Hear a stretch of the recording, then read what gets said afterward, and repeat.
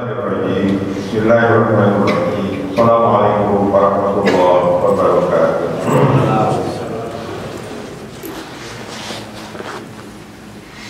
Innal hamdalillah nahmaduhu wa nasta'inuhu wa nastaghfiruh wa na'udzu billahi min shururi anfusina wa min sayyiati a'malina. May yahdihillahu fala mudilla lahu wa may yudlil fala hadiya lahu. Asyhadu an la ilaha illallah wahdahu la syarika lahu wa asyhadu anna Muhammadan abduhu wa rasuluh. Allahumma shalli ala Muhammad wa ala sayyidina Muhammad. Majelis syukur rahimahumullah, saya panjatkan puji dan syukur kehadirat Allah bahwasanya silaturahmi kita alhamdulillah, alhamdulillah, alhamdulillah, sebagaimana sholat yang kita lakukan berjamaah, mudah-mudahan membawa hikmah dan berkah buat kehidupan kita yang hadir sampai yang akan datang.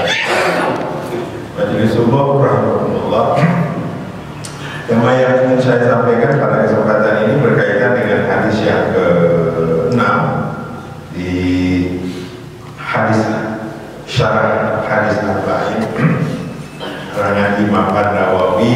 Saya cuma bisa membacakan bagian-bagian yang selayaknya dalam waktu yang singkat ini, sehingga kita menjadi itu mengingat kembali apa-apa yang menjadi hak kita antara halal, haram, dan subhat. Maka hadis ini menggambarkan pada kita sebuah tantangan zaman pada saat ini, di mana yang halal itu sudah pasti jelas, yang haram juga sudah jelas, yang pastinya adalah yang subhat yang seringkali kita dihadapkan dengan sebuah pilihan karena keilmuan, karena pengalaman, karena pengetahuan. Ini juga terdapat di dalam hadis yang saya ingin bacakan ini. Bismillahirrahmanirrahim. An Abi Abdillah An-Nu'man bin Bashir radhiyallahu anhu qala sami'tu Rasulullah sallallahu alaihi wasallam yaqul.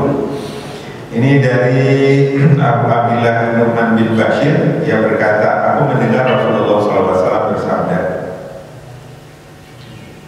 innal halala bayyin wa innal harama bayyin wa bainahuma umurun mustabihatun la ya'lamuhunna katsirun minan nas.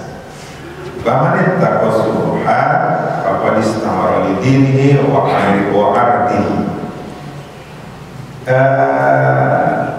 Innal halala bayyin, sesungguhnya yang halal itu sudah bayyin, sudah jelas dan tidak ada orang yang mempertaruhkan pemilihan yang mana yang halal dan mana yang batil. Yang halal contohnya yang paling gampang kita sebutkan adalah semua tanaman yang kita makan, semua tanaman yang kita lihat, semua tanaman itu adalah bagian dari yang halal. Tetapi yang ketika yang haram itu ada juga yang kaitannya dengan kehidupan saat ini, yang seringkali menjadikan fenomena bahwa itu dikonsumsi, tapi itu malah menjadi kendala pada perjalanan hidupnya karena berkaitan dengan larangan agama dan larangan pemerintah, termasuk larangan hukum. Yang sekarang lagi dikendalikan di negeri ini adalah tentang narkotika, tentang bahaya, tentang minuman keras. Nah itu yang sudah jelas, yang haram, yang halal sudah bayyin. Kalau kita baca juga di Al-Maidah ayat ketiga, hurrimat alaikumul maitatu waddam wa lahmul khinziri wa ma uhilla li ghairillahi bihi wal munkhaniqatu wal mawqudatu wal mutaradiyatu wan nadihatu wa ma akalas sab'a illa ma dakaitu. Itu udah jelas. Hurrimat alaikumul maitata, yang samanya mayit, ya, kemudian darah, kemudian mereka itu yang namanya berjudi, kemudian berjudi dengan panas, segala macam itu udah jelas-jelas diharamkan. Itu yang diharamkan. Hurrimat alaikumul maitatu waddam dan seterusnya. Tapi ujung-ujungnya Allah itu memberikan argumentasi pada kita bahwa Islam itu sudah dimuliakan, sudah disempurnakan, sehingga bayinya itu udah jelas. Baik bayin yang namanya halal, yang namanya haram, yang namanya Subhat itu memang di sini disebutkan wa bainahuma umurun mustabihat la ya'lamuna katsirun minan nas. Yang namanya mustabihat itu di antara kedua halal dengan haram, ya. Tetapi sedikit orang yang mengetahui. Jadi ada sedikit manusia yang hanya tahu tentang haram dan halal itu kaitannya dengan yang syubhat. Syubhat itu adalah sesuatu yang samar-samar. Kita nggak menentukan kepastiannya itu berkaitan dengan hukum. Sedangkan amalan kita atau pengetahuan kita yang sangat sedikit, seringkali kita menjadikan gampang. Contoh misalkan saja, di satu sisi merokok itu haram, sisi lain boleh, keduanya dilakukan, sehingga ada yang disebut dengan sampai sekarang nggak pernah ditemukan apakah ini termasuk A atau B gitu kan. Itu kembali kepada dirinya sendiri. Bagaimana ada fatwa tentang merokok itu, makanya seseorang yang merokok boleh jadi ini cuma gitu. Tapi kalau di sini disebutkan pamanit atau subhat, maka distamaro lidinihi wa ilmi. Kalau orang sudah bisa menjauhi kayak subhat itu, maka dia itu sudah mampu untuk menjaga agamanya sekaligus menjaga jati dirinya. Gitu. Kita misalnya saja membeli makanan yang dari pasar itu yang namanya daging, apakah si penyembelih itu menggunakan kata bismillah atau tidak? Seringkali itu menjadikan tuntutan dan tuntunan bagi kita untuk lebih hati-hati. Sementara ada orang yang begitu hati-hatinya jangan sampai kan ada barang najis yang masuk pada tubuh kita.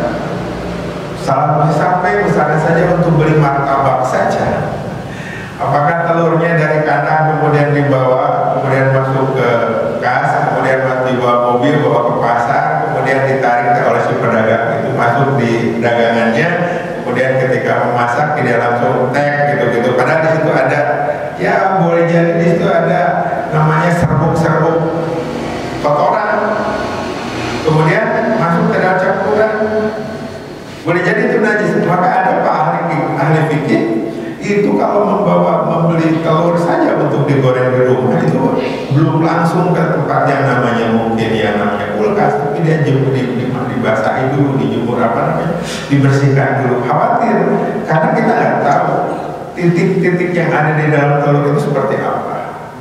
Nah itu kehati-hatian seorang muslim yang berhati-hati itu artinya menjaga agamanya dan menjaga jati dirinya. Ada kalanya Rasulullah SAW ketika ditanya apakah ini halal atau tidak, kemudian dicontohkan di situ, udah kalau kamu mau makan barang seperti itu bacakan Bismillahirrahmanirrahim. Anggaplah si penyembelih itu membaca itu ada faktanya di sini. Jadi ketika kita dihadapkan dengan sebuah pilihan, maka sedikit sekali orang yang memahami tentang yang syubhat ini. Tetapi kalau kita mendalami ini dalam artian ini khawatir, nah dengan kekhawatiran itu kita ini sudah menjaga agamanya, karena kita memang tidak tahu ilmunya, sekaligus kita itu menjaga pribadi kita. Nah yang sekarang lagi rame-rame itu tentang bagaimana kesulitan masalah bank itu kan, ada yang namanya bank syariah, bank ini dan seterusnya. Itu juga kembali kepada pikiran seseorang, apakah tuntunan hati dengan keilmuannya dia menentukan bahwa itu adalah barang syubhat, tinggalkan. Kalau itu barangnya sudah mendekati ke halal, lakukan. Pilihan inilah yang oleh Rasul disebutkan faman ittaqa syubhat, maka barang siapa yang menjaga diri dari hal yang syubhat itu, maka dia menjaga agamanya sekaligus menjaga dirinya. Wa ma waqa'a fi syubhati waqa'a fil haram. Nah di sini, dan siapa yang jatuh ke dalam perkara-perkara yang syubhat, maka ia jatuh ke dalam yang haram. Nauzubillah min dzalik.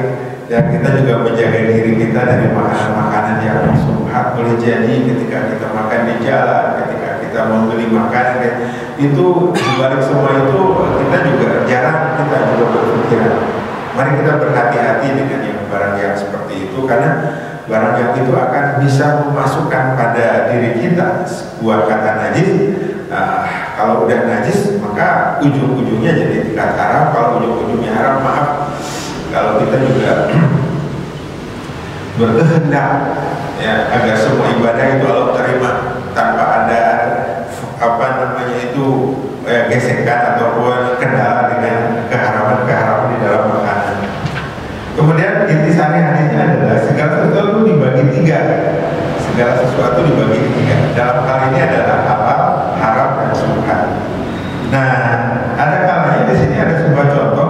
Pada mulanya merokok termasuk hal yang subhan, namun seiring kemajuan bidang kedokteran dan setelah para dokter meneliti kondisi para perokok, bisa dipastikan merokok hukumnya haram. Itu tidak janggal bagi kami, semuanya sudah jelas. Untuk itu di awal-awal munculnya rokok, memang merokok termasuk dalam kategori perkara subhan dan belum jelas sehingga belum bisa dipastikan keharamannya. Jadi itulah yang namanya subhan, gamang ataupun ya samar-samar gitu ya.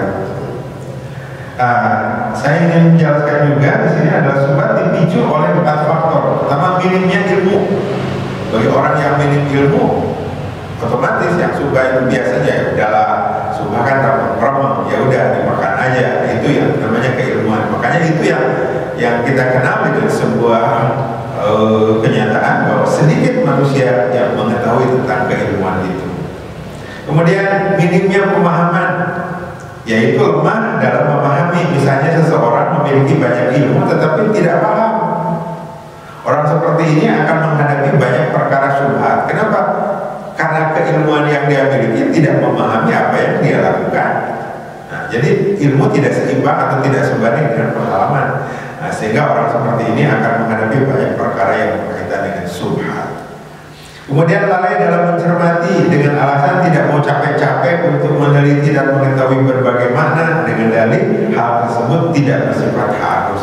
Ya orang subhan itu kan sifatnya ramah-ramah. Jadi ada kalanya orang yang model begini, ya udahlah nggak usah capek-capek, yang penting kita makan aja dulu bareng-bareng, urusan gimana nanti. Nah ini akan tidak menjaga agama itu. Kemudian yang keempat, ada faktor ini merupakan yang terbesar, yaitu niat tidak baik. Niat tidak baik. Orang menyembunyikan sesuatu pekerjaan dengan niat mendapatkan untung, tapi niatnya tidak baik. Contoh, seseorang tidak memiliki maksud lain selain membela pendapatnya sendiri, entah benar entah salah. Niat seperti ini akan menghalangi seorang meraih ilmu. Kita memohon semoga Allah berkenan menyelamatkan kita semua. Ini bagian dari 4 parameter kehidupan manusia yang sekarang sedang terjadi dan akan terjadi selamanya, yaitu orang yang minim ilmu, kemudian yang minim paham, kemudian yang asal-asalan dan kamu capek, dan ini adalah merupakan yang terbesar, yaitu niat yang tidak baik. Berkaitan dengan ini, maka hikmah yang diambil dari Azza wa Jalla menyebutkan perkara-perkara syubhat adalah agar jelas siapa saja yang benar-benar serius menuntut ilmu dan siapa-siapa yang tidak. Makanya di Al-Maidah ayat 1, 2, 3 itu sampai ujungnya kalimat yang Allah berikan bahwa al-Islam itu sudah disempurnakan, sehingga orang sudah pasti untuk mencari benar dan salah itu udah gampang. Saya bacakan kembali. Hurrimat alaikumul maitatu wad damu wa lahmul khinziri wa ma uhilla li ghairillahi bihi wal munkhaniqatu wal mawqudatu wal mutaradiyah wan nadihatu wa ma akalas sabu illa ma zakaitu wa ma dzubiha ala nusubi wa antastaqsimu bil azlam zalikum fiskun. Nah, jadi zalikum fiskun. Jadi yang bermain judi segala macam fiskun. Ya mayyisal ladina kafaru min dini wa la tasubhan. Itu al yauma akmaltu lakum dinakum wa atmamtu alaikum ni'mati wa raditu lakum al-islam dinan. Nah, ketika di ujung ayat itu disebutkan adalah al-Islam itu sudah sempurna, maka kesempurnaannya itu memang seharusnya kita juga menyempurnakan ilmu kita. Islamnya sudah sempurna, tapi pemahaman kita boleh saja atau bisa saja terjadi penyimpangan karena faktor kepentingan.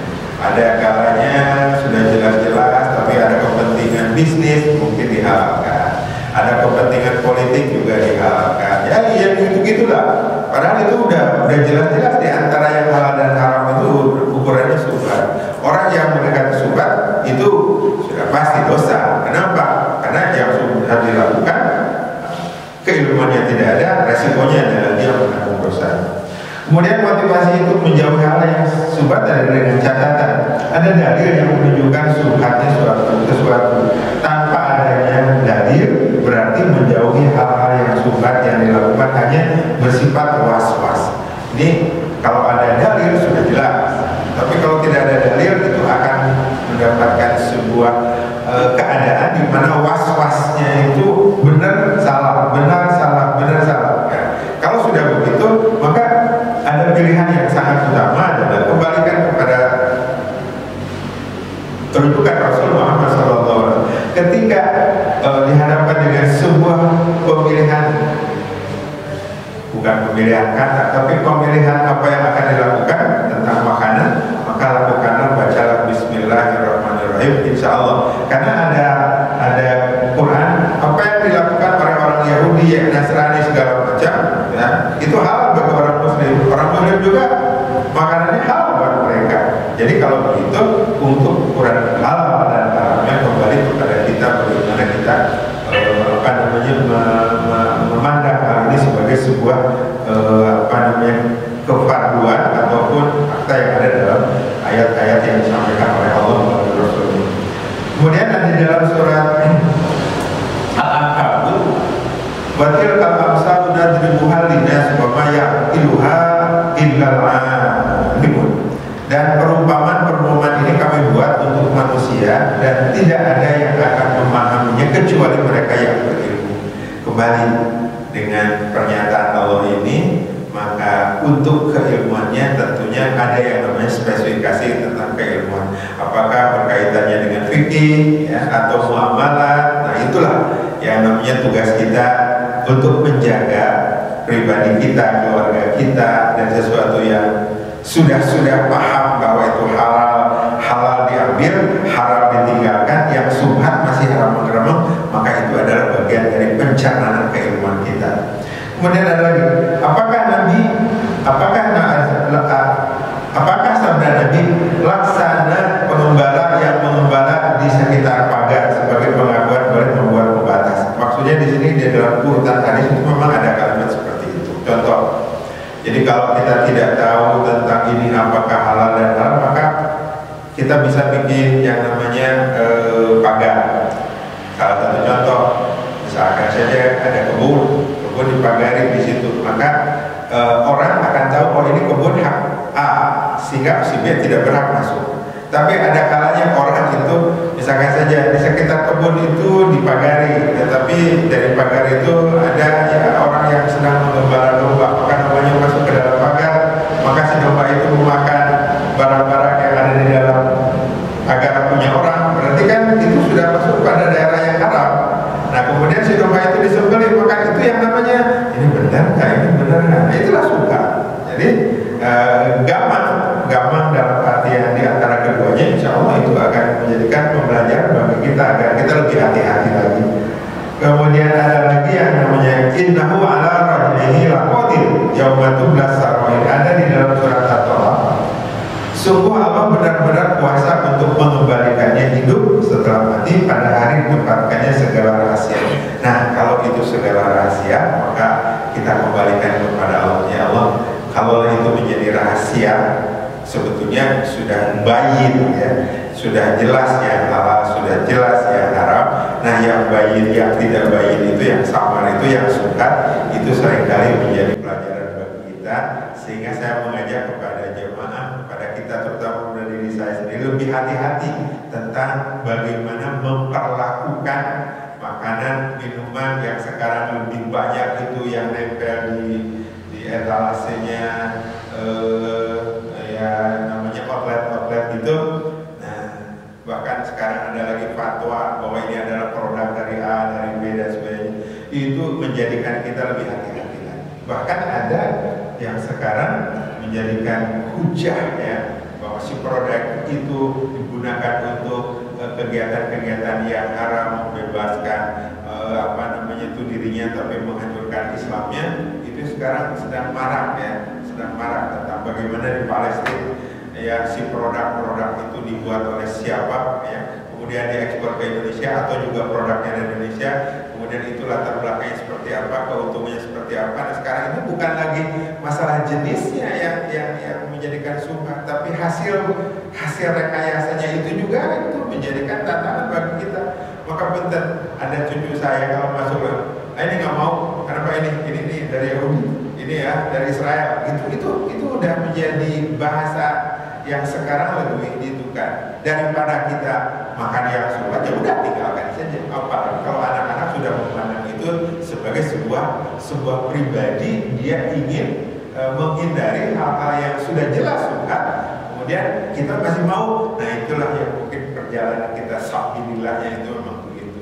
Nah tantangan di zaman sekarang ini bukan saja dari jenis makanannya, tapi dari sifatnya, kemudian dari produknya, dari keuntungannya, itu akan menjadi bagian-bagian yang seharusnya dan selayaknya kita pahami sekaligus kita ilmui, sehingga kita tidak terjerumus. Karena perintah Rasulnya itu adalah kita ini kalau mau masuk ke daerah yang subhat, ya hati-hati, karena di situ akan merusak agama dan merusak pribadi. Itu tantangannya. Makanya kembalikan kepada hadis ini yang terakhir.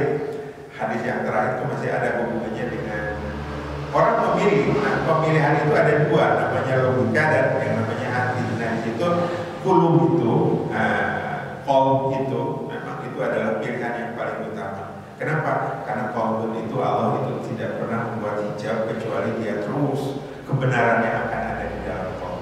Maka qalbun salim. Nah, untuk itu saya bacakan yang terakhir dari ayat ini. Idza saluhat jasad kullu, gitu kan. Wa idza fasadatil kullu. Jadi wahiyal qalb. Jadi hadis ini memang panjang ujungnya. Kenapa hadis ini menjabarkan ada tentang kulub gitu? Oh iya, di situ tentang pemilihan kita dengan keilmuan yang ada, keimanan yang ada. Maka qalb itu adalah jalan terakhir untuk menentukan sebuah sikap. Karena kalau itu baik, maka baik semua. Kalau itu jelek, itu jelek semua. Itu bukan kata saya, tapi itu kata Rasul sebagai bentuk sebuah statement bahwa manusia harus menjaga qalb. Itu saja, terima kasih. Mudah-mudahan saja kita silaturahmi kita pagi hari ini menggambarkan kepada kita bahwa talabul ilmi fardhu ala kulli muslimin wa muslimatin min al-mahdi ilal lahdi merupakan sebuah kewajiban yang sangat mendasar pada perjalanan hidup ini. Mudah-mudahan Allah berkahi keilmuan kita dan jadikanlah ilmu itu penerang pada perjalanan kehidupan kita, sehingga hidup kita menjadi aman dunia dan berakhir di akhirat dengan sebaik-baiknya. Billahi bismillahil haq. Assalamualaikum warahmatullahi wabarakatuh. Waalaikumsalam. Alhamdulillah.